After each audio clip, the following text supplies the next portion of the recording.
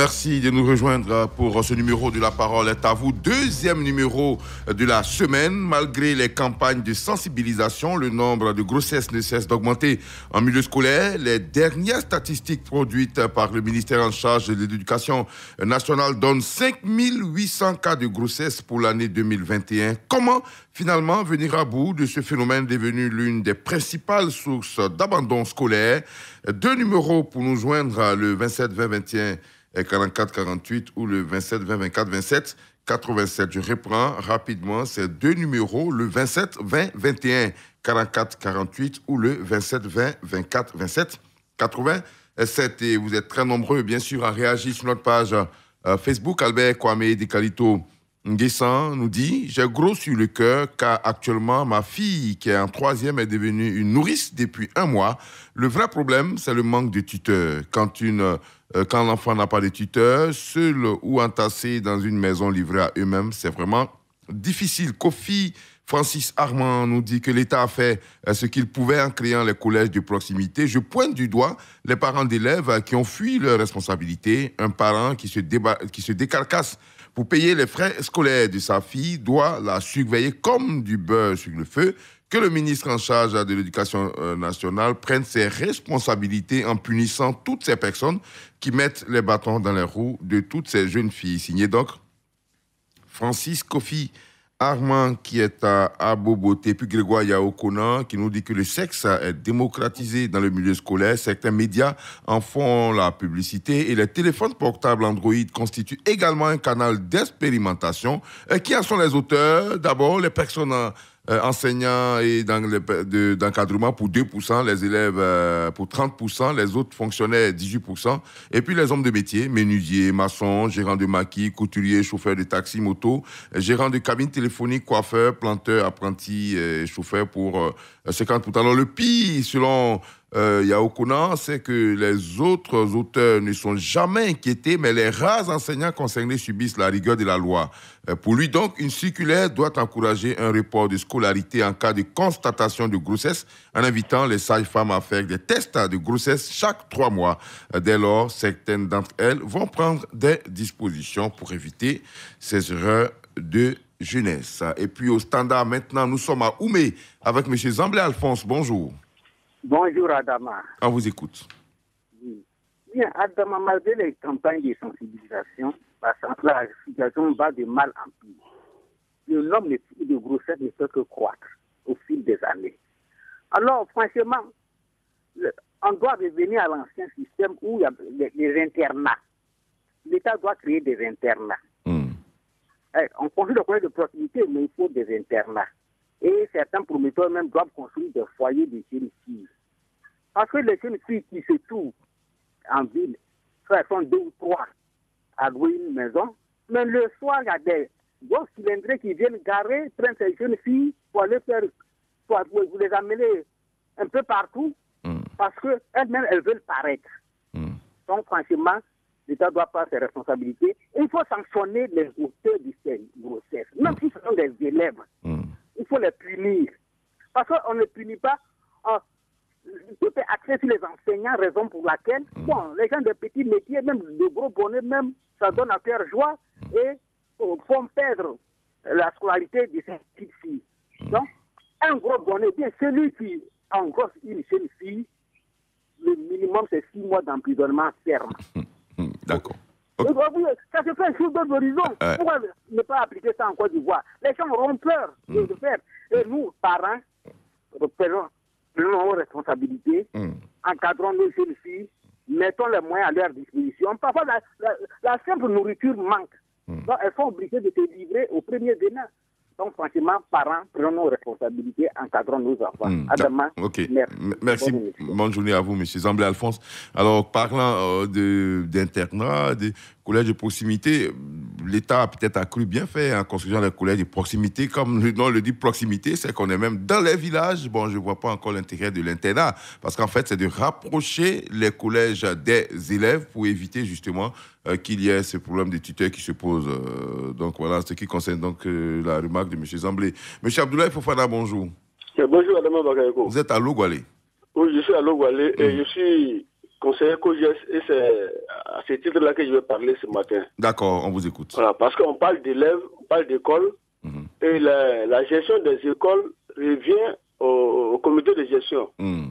Et ce n'est pas seulement de mobiliser des fonds, ou bien de les gérer. Le rôle des comités de gestion, c'est de veiller à la scolarisation de la jeune fille, à la maintenir à l'école et à la protéger contre le flot dont on parle ce matin-là. Mais on constate que, bon, moi je le dis tous les jours dans le cadre de mon travail, mais les COGES ont donné dos à cet aspect des choses-là. C'est-à-dire qu'on ne fait pas suffisamment de sensibilisation au niveau des jeunes filles. Et je rappelle que les COGES ont même la possibilité de poursuivre tous les auteurs de grossesse en justice. Mais on n'a pas encore vu un COGES engager une poursuite judiciaire contre les auteurs d'une grossesse. Donc moi je demande officiellement aujourd'hui à tous les comités de gestion, ils ont la possibilité d'organiser des conférences publiques, de poursuivre, de donner des exemples en faisant condamner lourdement ceux qui s'adonnent à ces pratiques-là. D'accord. Et je voudrais à la suite de Yao Kona Grégoire dire que c'est malheureux que quand c'est un enseignant, alors tout le monde est en branle. Mais quand il s'agit des autres corps de métier, on ne dit rien du tout. Aujourd'hui, moi je suis content que les enseignants ne soient pas en première ligne quand il s'agit des auteurs de ces grossesses-là.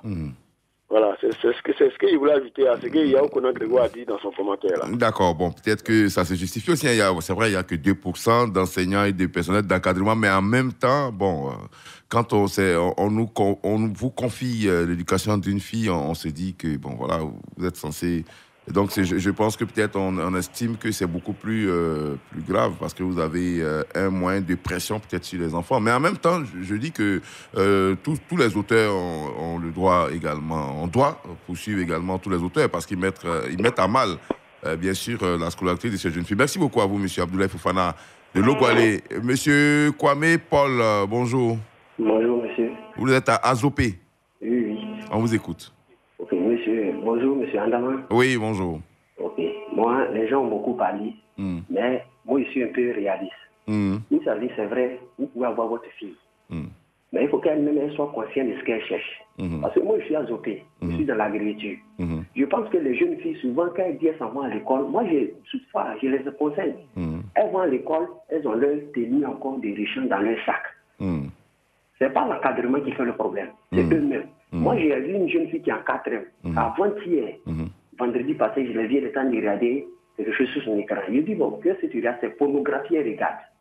Est-ce que ça, c'est l'éducation ou bien c'est parce qu'on doit l'encadrer? Donc, moi, je pense que les téléphones que les parents payent pour donner à leur fille, déjà doivent freiner les portables tactiques. Parce que c'est une petite... Avant, il n'y avait pas de téléphone. Nous, on partait à l'école sans problème. Mais aujourd'hui, une fille de 4e qui télécharge des pornographies sur son écran, vous pensez qu'elle va faire quoi après? Elle sort de l'école. Donc, le vrai problème, c'est les parents. C'est les parents. Une petite fille qui est en 6e, qui a un portable de 45 000 francs. Qu'est-ce qu'elle va regarder dessus? C'est les parents.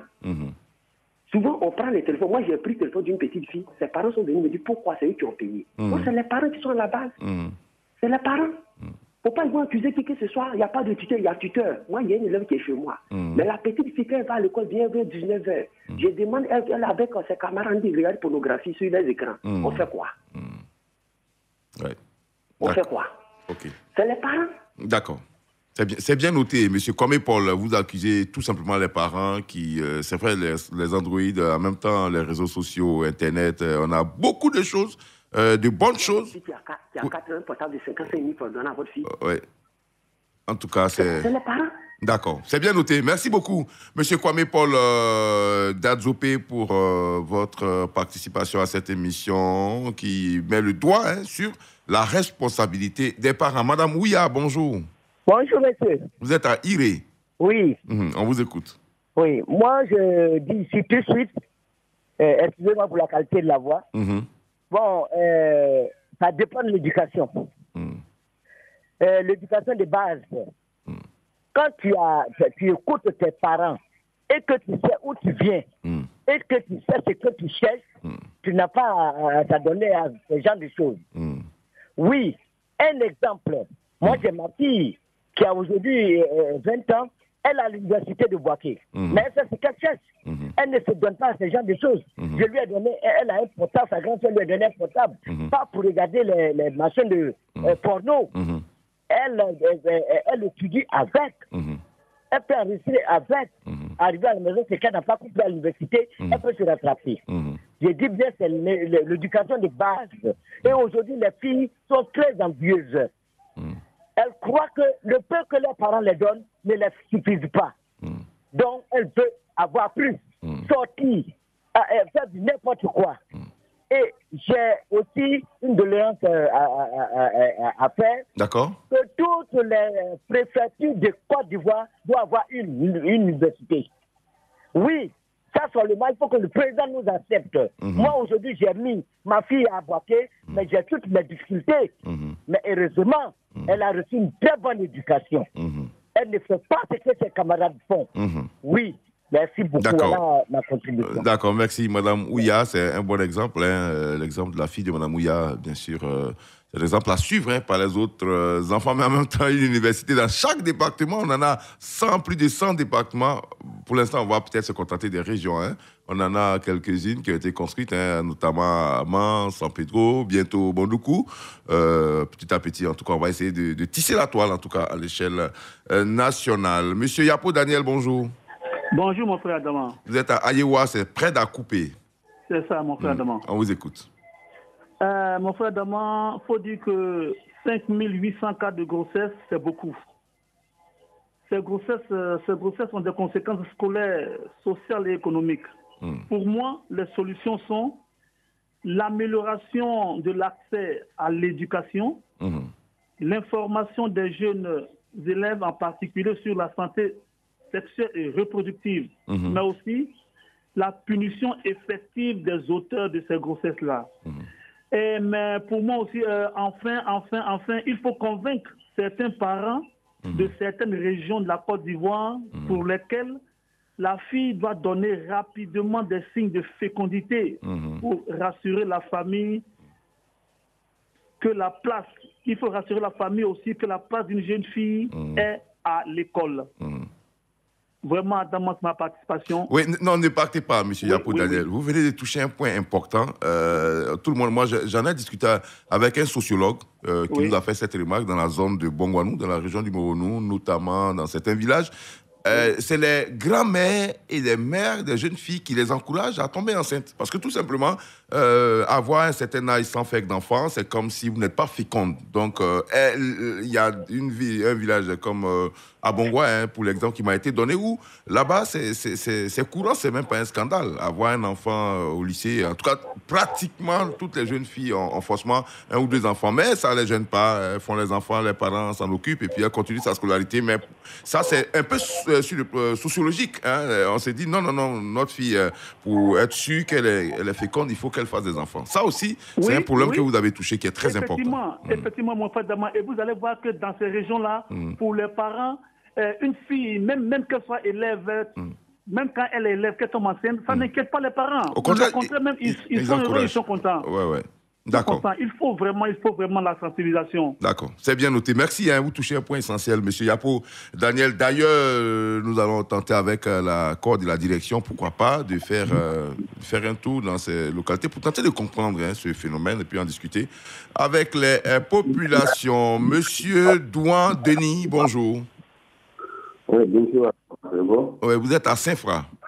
Oui. On vous écoute. Bien. Tout à l'heure, il y a un auditeur qui a affiché le point concernant les parents. Oui. Et moi, je voudrais aborder dans le même sens. D'accord. Effectivement, les parents sont les premiers responsables.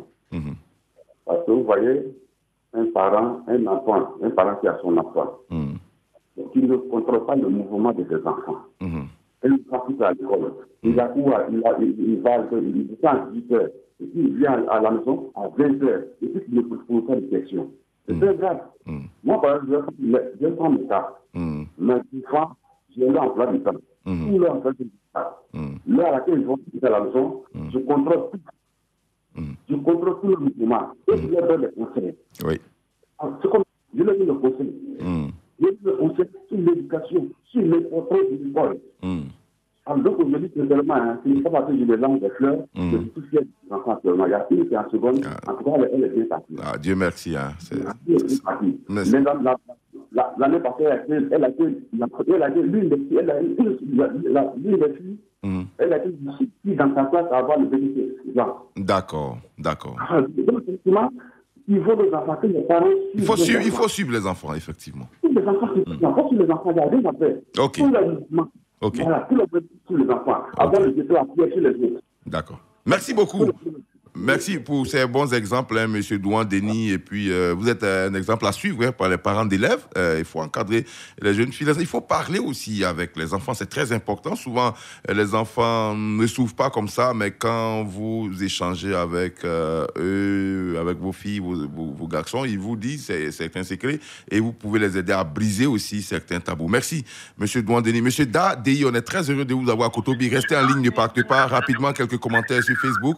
M. Bosson Assérémy nous dit vraiment à cette allure, il va falloir distribuer des préservatifs à toutes les lycéennes pour être plus sérieux. Il serait judicieux de s'inspirer de la situation des jeunes filles du lycée Sainte-Marie de Cocody. Si de ce côté, il y a moins de grossesse, la solution serait d'ouvrir des internats filles un peu partout pour maîtriser ou du moins minimiser le phénomène. Sinon, il faut intensifier la sensibilisation et menacer d'exclusion toutes les filles qui prennent des grossesses. Signé donc Bousson Rémi, qui est à Yopougon-Toit Rouge. Monsieur Da Dei, bonjour.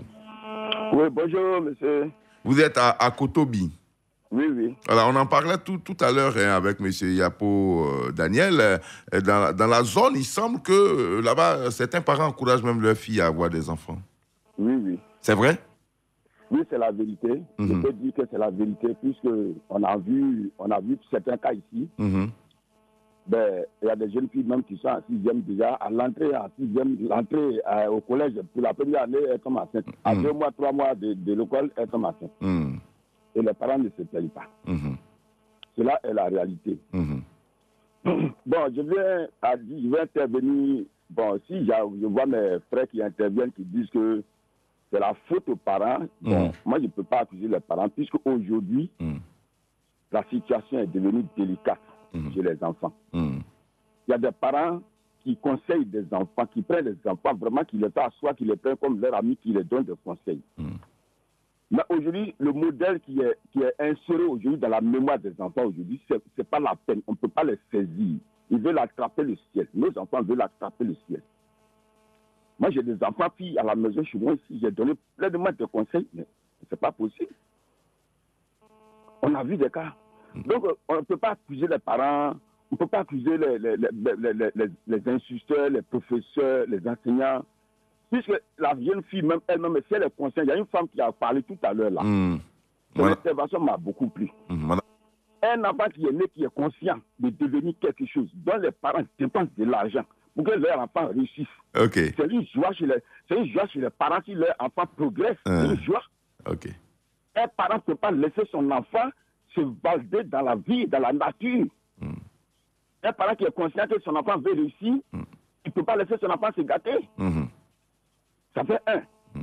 Un enfant qui a mis un parent qui a mis son enfant au monde est prêt de s'occuper de son enfant, de nourrir son enfant. Vous avez dit que les parents ne nourrissent pas les enfants. Voilà pourquoi les enfants se livrent. Ils livrent leur vie à n'importe quoi. Non. Les parents nourrissent les enfants. Il y a des enfants qui dorment dans les maisons de leurs parents.